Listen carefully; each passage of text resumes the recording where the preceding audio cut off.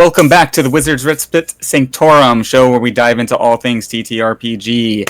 We got a really fun show for you guys today. It's going to be another deep discussion with Zach and I talking about game mechanics of our favorite hobby, RPGs. We got the news, and we got a little back and forth we're going to be doing. But before we get into that, as always, I am not alone. I'm joined by Zach. Zach from Old Man Gaming. How are you doing? Zach Rye with Old Man Gaming here. I'm doing pretty good today. I have been asked to apologize to you fine people out there for some sound issues we had last time. I usually have to turn the gains down on audio, and I forgot to do it before I recorded last time, so Wizard sounded like he was eating the mic, while I sounded like I was in a tunnel far, far away from you. So it was also my fault because my mics were switching back and forth. I got a new headset. There was an argument. Discord's a fun medium to work on sometimes. I mean, if you're watching this on Wizards Respite, you're not privy to the mission statement of Old Man Gaming, but that mission statement is quantity over quality. So welcome to the community. Well, we got a fun one to jump into today, and I'm really looking forward to having this discussion. This is going to be one where we dive into, some game mechanics, and we really nerd out about the structure of RPGs on the back end in a lot of ways. But before we do that, we have the news segment that we started doing, and I got some pretty interesting news that actually is going to kind of, in some ways, lead into our main topic for the show. But you ready to hear a little bit about the news? Let's do it, man. I'm excited. Okay, so let me pull up my notes here. We got the first thing I wanted to talk about is a cancellation. So we're not going to be getting a game that was promised to us. I didn't even actually know that this game was going to be made until I found out that it was canceled. And that is that. But now that it's canceled, I'm kind of torn because it looks like it would be a pretty cool game. It is the Lara Croft Tomb Raider RPG. Evil Hat was going to be producing it. They were working with Crystal Dynamics, which is the holder of the IP, the people that produced the original game, or at least own the game now. What's that? You're in my wheelhouse now, especially since I'm an actual Lara Croft Tomb Raider fan. And so am I. And I was actually kind of hoping that we would talk a little bit about this. And I got let me get through the next segment because that's going to be just as interesting to you. Sorry. I'm a crook. No. This is kind of an interesting timing that this game is getting canceled. They're citing, just to let everybody know, they're citing the reason for the cancellation is that there's a disagreement on more of a creative difference between Evil Hat, the producer of the RPG, and Crystal Dynamics, the video game producers. But that's all we got as far as why it's getting canceled. We don't have any news about anybody else picking up the IP in an RPG form. So that's where it's at for right now. But the second point of news was Free League, which is another RPG publishing company, is picking up and distributing a RPG game called Outgunned, and has been heavily marketed as a type of game that essentially you could run a Lara Croft style, Tomb Raider style game in.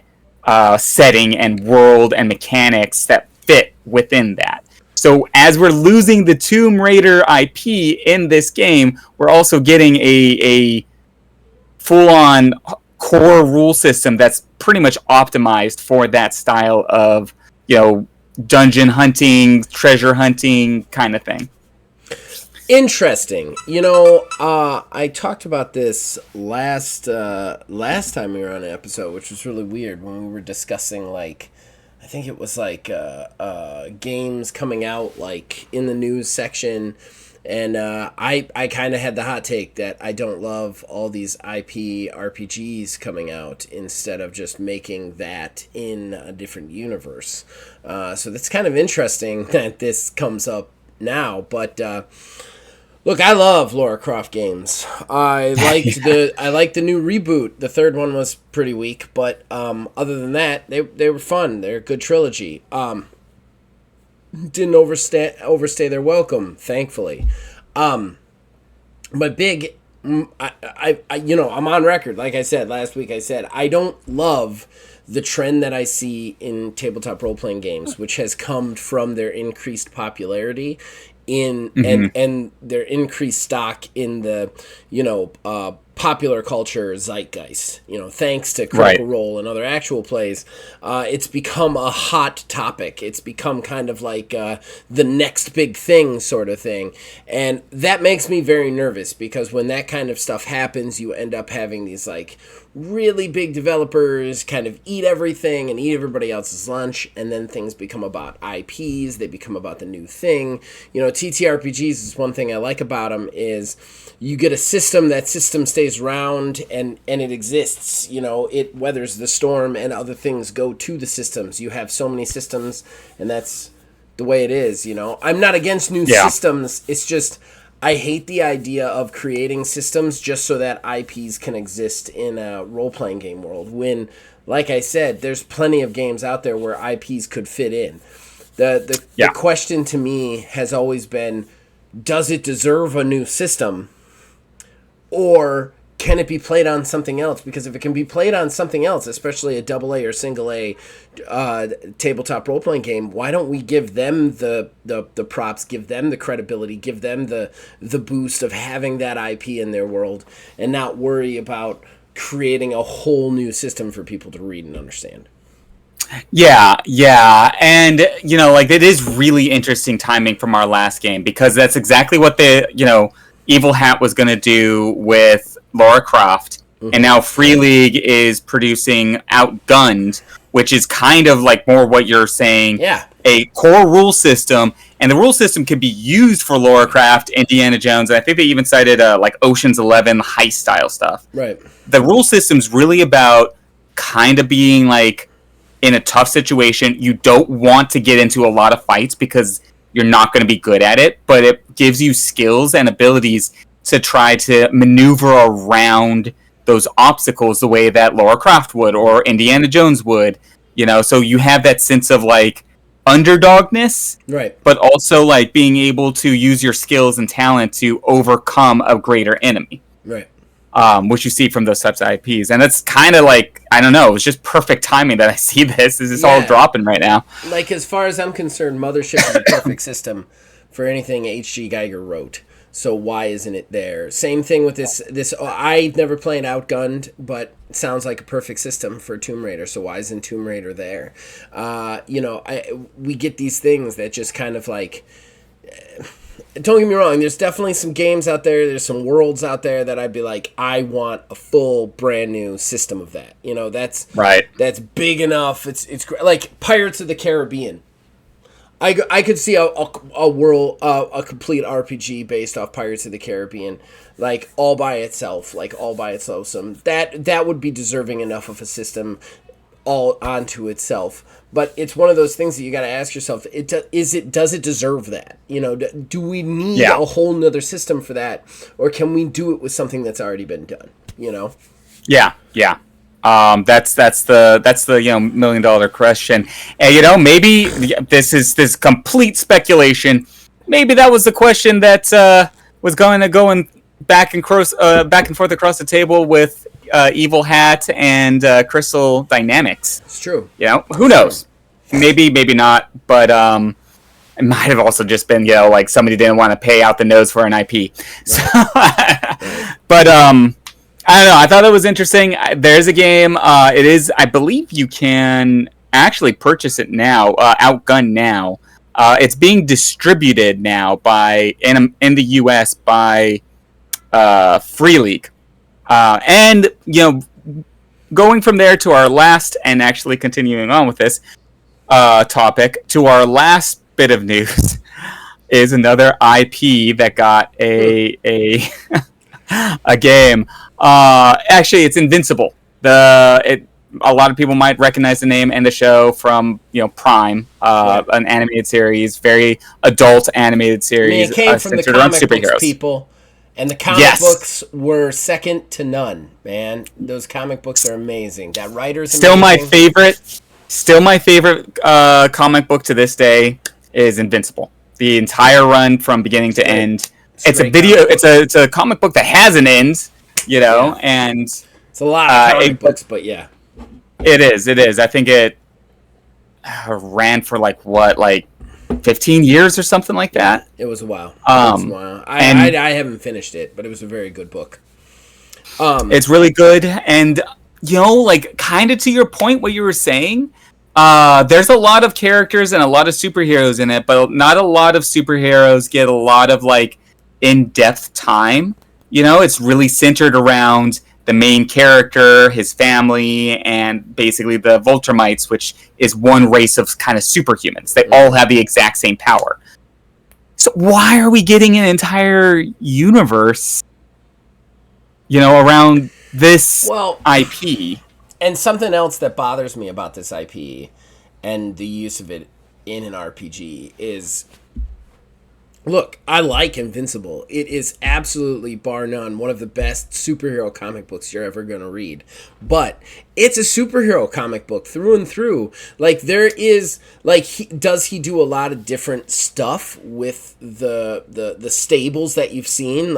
Does he change things up with a Superman character and a Batman character and some of the Marvel staple archetypes that you've seen? Yes, he does. That's why that book is so good. That's why the show is so good. It's because he takes the normal staples and does something different with them.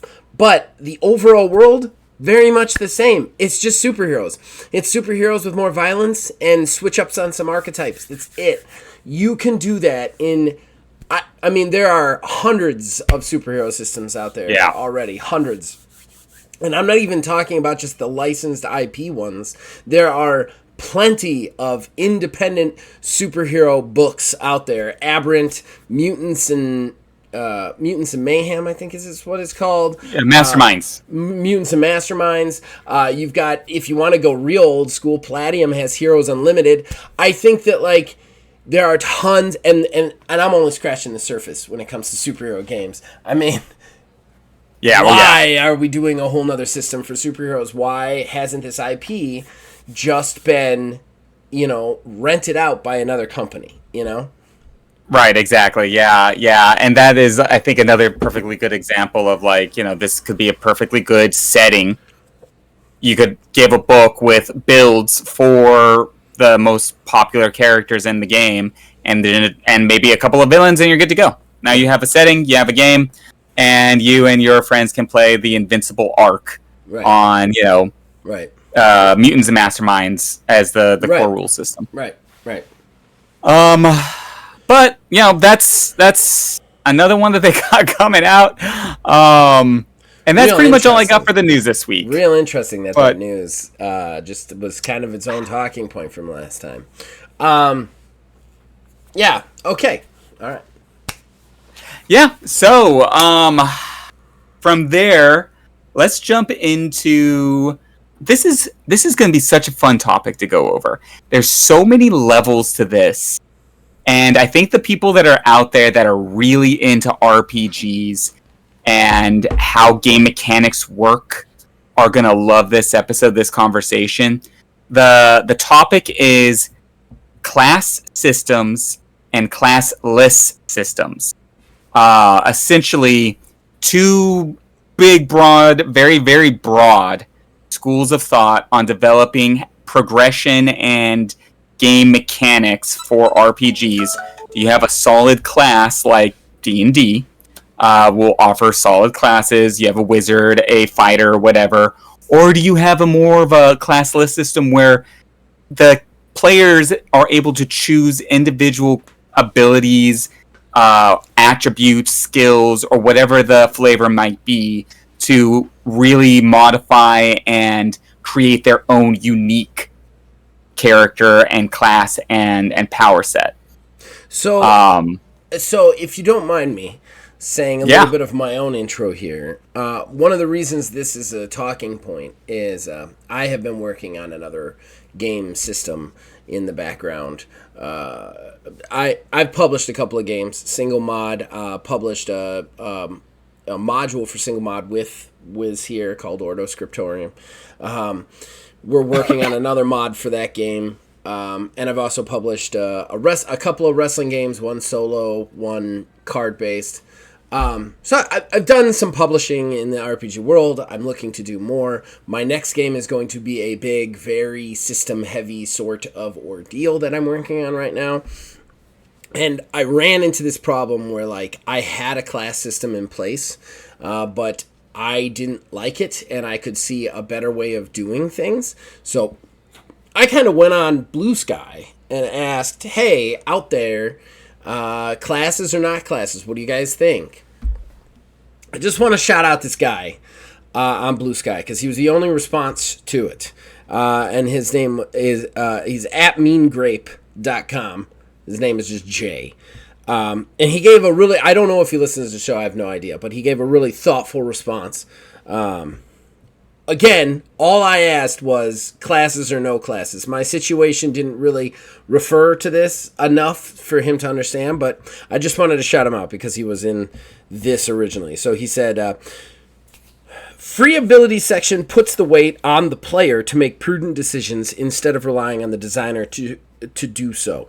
Some games have so many abilities, it's easier to put together a bad character than a good one, which is why CRPGs often have pay 300 gold to respec. That's, of course, a video game reference.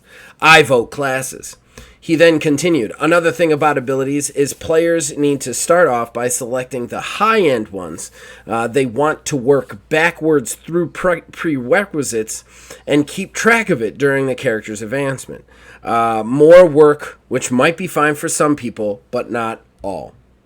I don't know why I didn't heart his second one, but I'll heart his second one. So I just wanted to shout him out for responding. I think he was responding to this as if it was a video game question, but I really appreciated the response. And that's why we decided to talk about this today. It's a thoughtful response. It is. Really, I don't think he understood that I was writing a TTRPG, and he definitely, because I didn't describe it, didn't understand the specific situation I was in where the classes were kind of a waste of time. So it was kind of, the question should have been more like, should I rebuild this class system? Are classes that important? Or should I switch to a classless system now? But yeah, so I just want to shout that out before I get into it. Yeah, no. That I really appreciate that, and I appreciate his response as well, because it is a thoughtful response. You know, it's not something that was just like, nah, classes suck or classes are the best. Right. You know, like that was a good thought. And like At the end of the day, this is a tricky one. I think there are really bad ways and really good ways of doing class lists and linear class systems. And so I think it's really a matter of preference to a certain degree. Yeah. And what you personally want to get out of the game. Same thing is almost like game like genre. Like if you don't like fantasy, don't play a fantasy game. Go play a sci-fi game, or something else. You know. Yeah. But there are going to be aspects of class-based systems that some people really enjoy and get a lot out of. I know some players that like would freaking hate the majority of a class list system because they're casual players.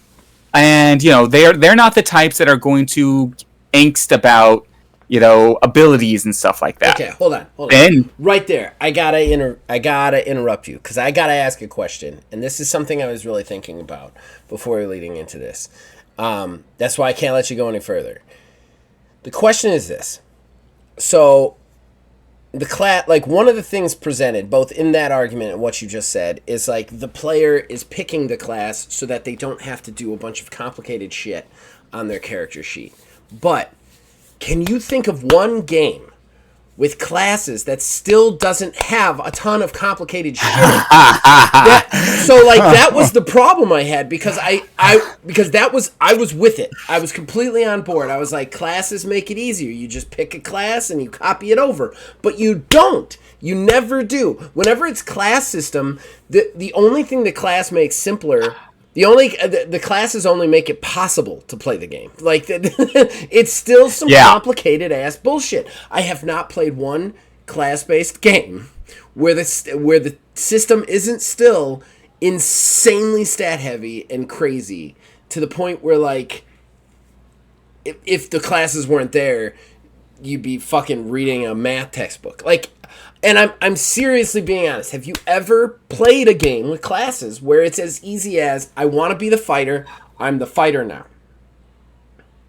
That's a really, really good point. Maybe some OSR stuff. Now that I'm thinking, I was actually about to say. Yeah, I didn't think about white box. OSR stuff is probably where you're gonna get that, and it's gonna be class but rules light. Yeah. And it's gonna really have to be in that direction. That's fair. But That's fair. you don't. That's fair. I'll take my licks on that one. I'll take my licks on that one. Here's my thing. I think that if you're playing a game without classes, and you can make those choices in the first place, and I'm not talking about video games, I'm talking about tabletop role-playing games. If you're playing a game where you can pick things that would be completely useless, then hot take, the game is not written that well. Right. Like, everything should be useful in some situation. Like, and again, some of it's on the game master. If you're playing a character that, you know, like, has a bunch of cooking skills, and the game master isn't making there a reason for you to use that cooking skill, then maybe it's not the game's fault, maybe it's the game master's fault, you know? That's true. And to be a little bit fair to the game masters out there, there's another like aspect. If you took a cooking skill and you never freaking use it, then you're not you're not looking for a way to use it. You know? Or maybe the game master up front should just be like, hey, you're never gonna use cooking here. Yeah. Yeah, exactly. Cooking. Like, this isn't that kind of campaign, bro. You know, like, you can give it that. Like, you don't have to let them make the worst decision ever. Like, but, like, I don't know. When I just started to rework my system without classes. I am removing the classes because the classes were just, like, all they were a way to get to abilities that I'm like, at this point, what am I doing here other than, like, giving people a character idea and giving them abilities? So the way I want to work it is that the abilities come with prerequisite skills that you have to take first, and then you take the abilities. That being said, I can't think of one thing in the game, skill or ability, that isn't going to be useful to somebody taking that skill or ability. I wouldn't put it in my game. I wouldn't put that in my game and be like, this is just a waste of time. They all have some sort of stat or something that is going to help you in some sort of situation. Like, what... Yeah. Like, what game is making it so that if you take this thing, you're gonna fail, you know? Yeah, 100%. And, you know, like, you hit the nail on the head or you brought something up there that I think is super important. And that is trying to understand, you know, So something that I have experienced when I was trying to write games, when I was trying to write expansions to games, is that I get a little lost in the weeds. I had been getting a little lost in the weeds on something, and it just kept turning out like crap. I couldn't figure out what to do with it. I didn't know why, and I realized I was really focused on, you know, well, let's just to use the example of cooking again. Well, of course they're going to have a cooking skill because somebody could be a chef if they want. But in this game, it didn't make any sense for them to be, you know, the player to be playing with a cooking skill. You know, it just didn't make any sense. Mm-hmm. So why would I put that in the game? And then I realized right then and there, so many people get lost on what the characters are doing inside their world, when as a game designer or a DM or GM or whatever, the person writing this content should be focused on what the player themselves are doing at the game table. Because at the end of the day, that should be the first stop. You Yeah. can like take pretty much whatever they want to do or whatever you want them to do and twist it enough to make it fit with sci-fi or fantasy or whatever, you know, if you maneuver it enough. But what you really got to be doing is how many times are they going to be rolling? How frustrated are they going to be? How much fun is it going to be? Is this game going to be more RP heavy, more combat heavy, more strategic heavy? Are you going to really want boards? All that stuff. Like, it's all at the table and not as much first. Then you can start building your layers of like character and pick things like cooking, because cooking is going to be necessary for whatever reason. It'll boost HP or whatever. Right. And so like I think that really speaks to kind of like to a certain degree of what you were saying. Like you were looking at like, you know, these classes that were not functional for you. You stopped and you're like, you know what? This isn't gonna. My players aren't doing anything with these things. You know, they're not helping my players play the game. That honestly, it was just making them think more rigidly about their characters. And I think I had something like 20 or 40 classes, like something crazy. But the classes were nothing. They were like an ability to start, then like a couple of skills and techniques advancement, then another ability at level 5. Then you switched to a higher level class, did the same thing, and then you kind of started to craft your own class from level 10. And but like I said, the classes were just 5 levels, 2 abilities, a couple of technique and skill bumps, and that was it. Like, what am I doing at this point other than making a character think they have to be a shipwright at all times, or think they have to be a fisherman at all times? I will say this. On the argument side for classes, because I do want to be fair, there are players out there that need that direction. It's not even just like a statistical thing. It's like I'm looking through the book. I need an idea of what my character is. And it's a lot easier to get an idea of what your character is when there is 8 things that like, this is kind of what your character would be. Whereas if you're just looking at a skill list, an ability list, and this goes to this guy's point a little bit, you get buried in it a little bit. Like right now, in this game, I think I have something like, first of all, I had to divide skills into 3 different things. There's talents, specializations, and schools. So it's already getting crazy. But then there's abilities that you get that you can take based on the skills that you have leveled up to whatever. And I have something like 40 base level abilities, and then like 20 high level abilities. Like, think about that as a player who has never played your game before. Right. Who the game master probably read the rules, but they haven't read them. They're buried. They're buried in descriptions and stuff. And like, so from that point of view, I kind of see how it would be nice to just like turn to a class, see a dude with big muscles and an axe slung over his shoulder, and be like, I want to do that, you know, or turn another one and see like an elf covered in robes with a staff and fire coming out of its head. You know, like, I want to do that. Right. Like, I think there is something to be said about just giving a character a common direction so that they can then build off of it, especially for, like, first-time players, casual players, like you said. Yeah, there's that. And, like, so it really is kind of to a certain degree the needs of the player, the needs of the table, and the needs of the GM. You know, like, what do they want to get out of this game? And so, like, in so many ways, it's kind of like what I think we'll end up talking about is what needs are being filled by those 2 different camps. And something that, you know, I actually did, you brought this up, and I ended up doing a lot of research. I did like an hour and a half of research on a bunch of games. I just went down the rabbit hole. That's awesome. I did not. I watched Vanderpump Rules with my wife. That's what I did. What it is like there are levels to this.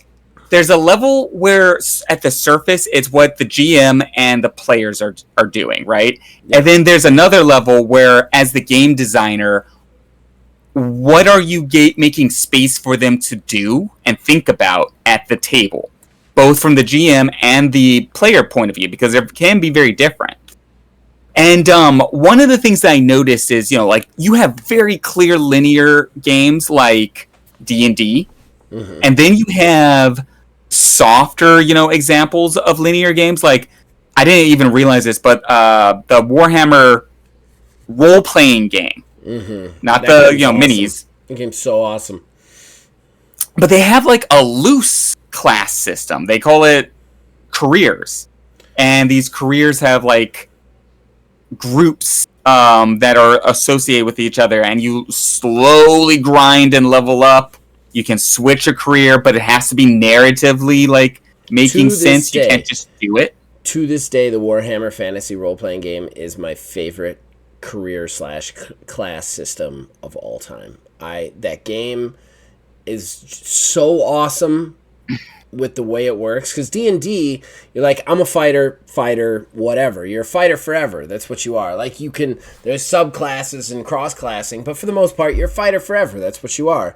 With Warhammer, you started as like a fucking fisherman and slowly worked through classes till you were a pirate captain. And I love that you could and if you decided, hey, you know what, this isn't the life for me, you could switch to a class side by side with yours and start a new path on that. Like, I'm just going to become a highwayman over here. Like, I loved the Warhammer system. I loved it so much. Yeah, I really was getting into it as I was reading about it. And, one of the other things that is really also kind of unique was, there's certain games that I'd say are almost it's like a class system is on a spectrum. From on one end you have D&D, and on the other end you have no class, complete point buy systems. Right. And Warhammer falls into a little bit more of the middle. In the middle. Yeah. And then you have a game like Mutants and Masterminds. You were talking about that one, and it's played it. That one's more of a point-based system. You buy abilities, but it still has a little bit of a class thing. It's not a linear class system that you level up at all. What it is you are given the direction as a GM that your players should evolve their abilities, their superpowers, based off of narrative things that make sense. So if you have an Iron Man kind of guy, you don't suddenly become the Hulk, Right. Your iron suit gets a little bit better, and you have powers that are more in line with that. So you're not really super linearly classed at all, but the narrative aspect still guides you towards a linear progression in your character's abilities. Does that make sense? Yeah, it does. And that's always been my biggest problem with the class system. It's both its biggest strength and its biggest weakness. The strength is, I want to be that, I am that, done. It gives you the character. It basically spells the character out for you.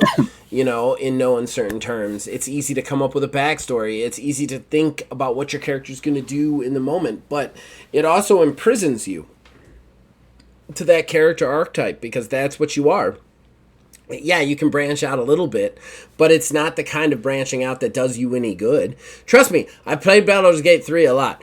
It doesn't do me any good to start trying to buy things that don't help my fighter. I need to just put a rogue in my party so that he can do the lock picking. That's just the way I got to do it. I think that with that being said, the class system tends to restrict a little bit, and I don't love that. I like freeform. I like improv. We've talked about that a lot. I like to let the game go where the game goes. And when you put walls up, the game's only going to go one way, and I don't love that. That being said, soft systems are very interesting to me, soft-based class systems. I've always tried to create them. I think that's what I was trying to do in my game, honestly, was mimic Warhammer, and it just wasn't. It was too soft that it shouldn't have even been there in the first place. You know what I mean?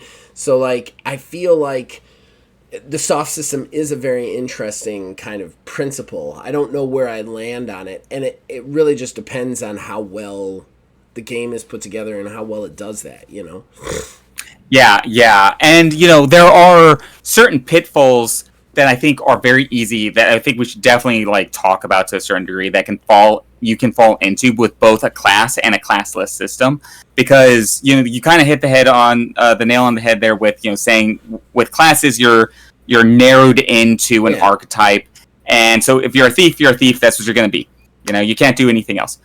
On a classless system, you can really create a very unique character. But on the other side, if the classless system doesn't have like enough of a structure, then you almost get like a messy character that doesn't make any sense anymore. Yeah. You know? No, and that's exactly right. Like I said, the class system, like think about all the things you've been in your life. You know what I mean? Right. Like, I've been a dishwasher, I've been a writer, I've been a real estate agent, I'm a school bus driver now, like a YouTuber in there. Like, you can't fit that into one class. I think that makes it hard. Because, like, when you're playing a character, like, at first you're just thinking of it like it's a window in time. You know what I mean? But it gives no, like... Right. Like, the harder classes gives no ability for you to be like, you know what? I think I want to go over here and do this from now on, Yeah, exactly. Like, Warhammer did that. You could switch, like... Now I'm gonna go be a fisherman now. It also like has a potential, like they both can fall into this pothole, but in very different ways. It kind of takes away the class system takes away the progression of most of the time, not necessarily all the time. So I think the original D&D and AD&D did a better job at this, but not perfect. Linear progression with XP falls into the trap of, well, now you just have a power and it doesn't make any narrative sense, whereas like a lot of other abilities you have to have, like Warhammer, and like, well, there's a lot of like classless systems where if you're going to get a new ability, it kind of has to make sense. You have to go and get it somehow, and that's way more prevalent in classless systems. So that the narrative is there, but classless systems, that's not necessarily how they progress. It's more common to see it there. And so you could still fall into the system of like, if you don't put your roadblocks in, if the game doesn't have roadblocks or doesn't encourage narrative focus on progression, you can still fall into like, well, why the hell does my guy now all of a sudden have magic powers? He was a fighter. You're exactly right. That's where I was going to go next. Is honestly, we talked about the rigidity of class-based systems being its biggest downfall. On the same end of the same coin is your classless system, because there's no, unless you're a game master or there's some sort of mechanic that focuses heavily on narrative gains, you're just buying whatever you want at the time. You're not necessarily restricted to anything. Like, even like with a fighter, with a class fighter, say in D&D, when you level up and you get skills, those skills are always within the fighter because you've been doing fighter stuff. Like, it never it never stops making sense, the stuff that you're getting based on what they are, Right, exactly, yeah. And so that helps with, like, a certain degree of the narrative, like, okay, my fighter just got better at being a fighter, so now he can do this extra move. At the same time, like, there's not a narrative built, oftentimes. Old school D&D, like, they add more of OSR stuff has more of a narrative where you get trained, and that's how you learn your skills. Right. So there is that. Old school walks in with that, but 5th edition, it's like, well, now I have 2 extra attacks, or now I have like this, and now I have that, and so that's a pitfall worth watching out for when you're either selecting your game or designing a game. Let's see.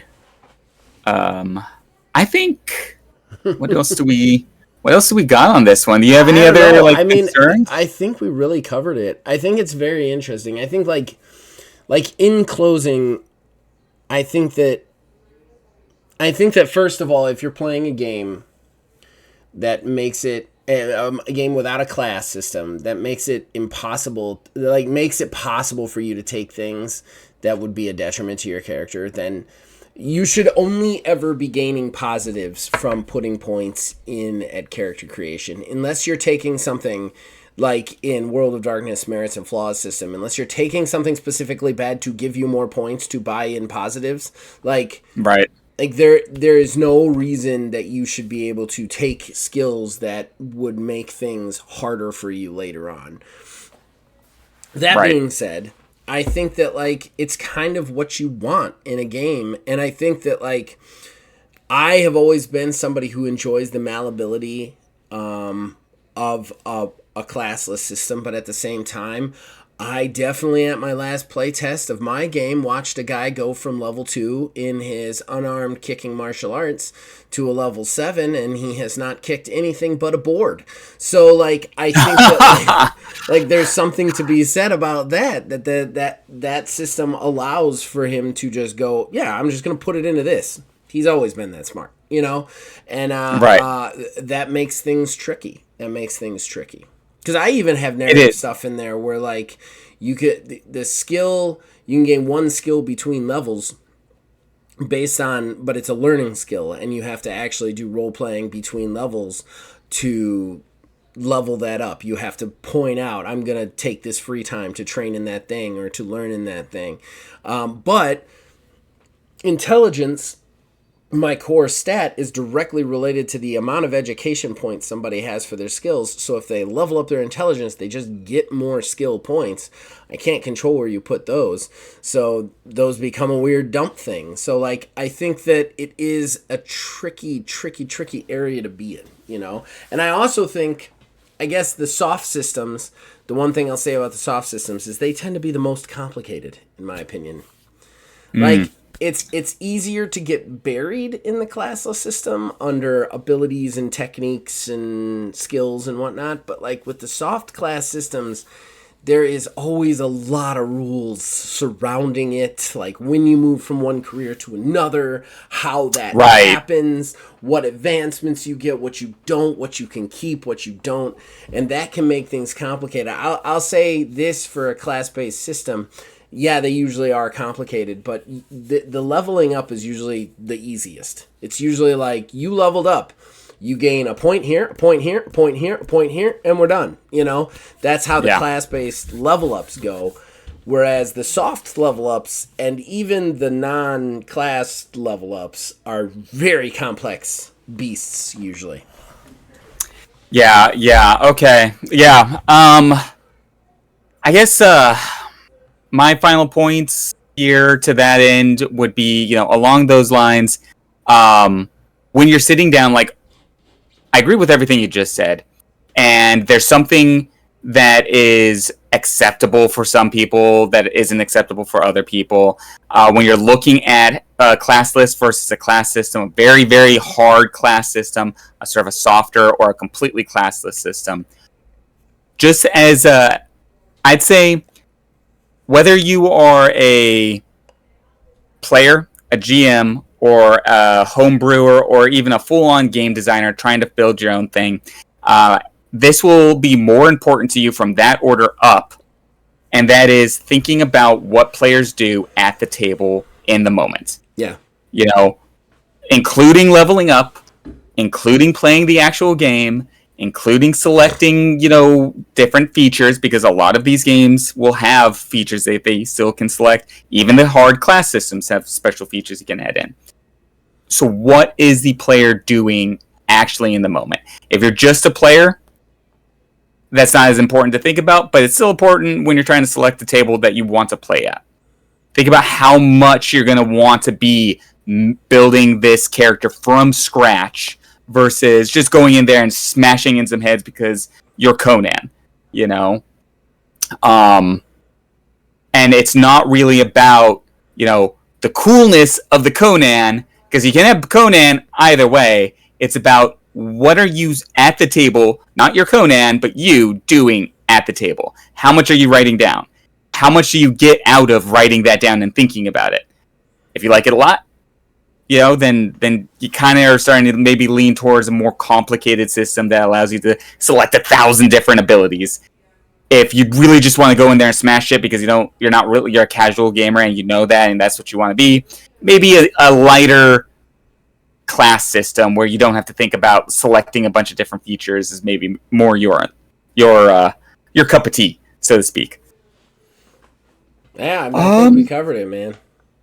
I think we got it. This is a fun one. I knew it would be a fun one. You sent me down a rabbit hole when you made this suggestion. My brain started going. I really like this topic. Before we jump out of here today, do you got anything you want to shout out? Oh, most assuredly. You guys can check me out on Old Man Gaming if you're watching this on Wizards Respite. And everything can be seen there as well. But again, if it's a TTRPG thing, it's on Wizards Respite, and it is on Wizards Respite. Check it out there. We both get to view then. As far as specific projects, just finished up Eulogy, which is the Ordo Scriptorium half season. The finale just came out. Well, if you guys are listening to this, because I think this is going up. I can't remember if this is going up Friday. It's out.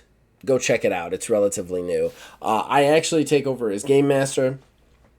Wiz begins to play a character, and I don't know. I felt very proud of that. Those two play sessions. I don't know. They felt very cinematic and fun, and they were long, but didn't feel like a whole lot of wasted energy. I don't know. You guys can tell me. And then we do not have a date for it, but we will be recording a new project set in the game that I was talking about, that I am working on with Wiz, of course, because he's just somehow gets roped into all the TTRPG stuff. And a new Best person, hobby. a new person to the channel who I don't know what I should call him yet, but called Dual Bastards, and we're recording that soon, and that should be up soon. And then other than that, we've still got Astral Drive going. That's all the TTRPG side. We also do video games. We got plenty of video game content. Check that out too. That's it. Awesome. Yeah, and on my side, just reiterating, Ordo Scriptorum, super fun game. This last batch that we did, I got to play a character, really enjoyed it, really had a lot of fun being a character in this game. I think you guys are going to really like it. Really look forward to exploring that world a little bit more as a player. And then, yeah, basically everything that Zach said, all of that stuff is going to be on the wizardsrespite.com. Go ahead and check that out. We also got t-shirts, mostly RPG themed, and a couple of fantasy themed. Basically anything that says nerdy. Old Man Gaming shirts are on there too. That's right. Did you ever make the Fuck Meltzer shirt live? Which one? Oh man. Oh no, I have not. I need to talk to you about that. Yeah, if I figure, I was like, I don't know if he's gonna want to do this one. We'll see. I also want to say, go check all that out. But for my channel, if you are a D&D guy, myself and two members of the Ordo Scriptorium, which we are called Lasso 3 on the video game side, that would be Neil and Kayla, play Baldur's Gate 3, and that show starts August 5th. And it's about 40 minutes to an hour each episode, and it is funny. I have watched it back already and laughed through the whole thing. There may or may not be some people using some substances in it, which makes it even funnier. But it's really three people just failing at Dungeons and Dragons. So you guys should really check that out if you want to watch three people fail at the video game version of Dungeons and Dragons. Okay, really done now. All right, guys. Well, thanks for listening. This was a lot of fun. This is a real fun topic to jump into. Everybody out there, keep rolling them dice.